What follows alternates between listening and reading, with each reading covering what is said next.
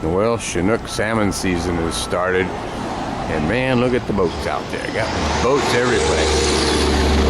Got the highwayman is making a lot of noise too.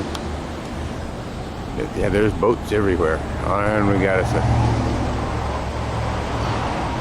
hog line right here, and another hog line right here.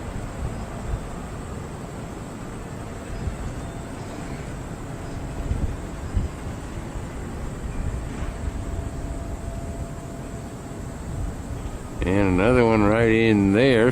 Can't see it real good because of the tree, but another one there. And you look over this way towards Cottonwood Island. And so much reflection on the glass here. I don't know if I'm getting what I'm getting. Can't see a thing. So who knows what we're getting.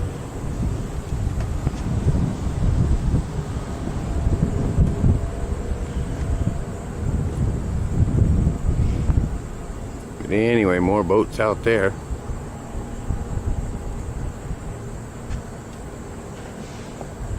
It's the winter, the fall Chinook season has started. Somebody's killing something down at the shipyard.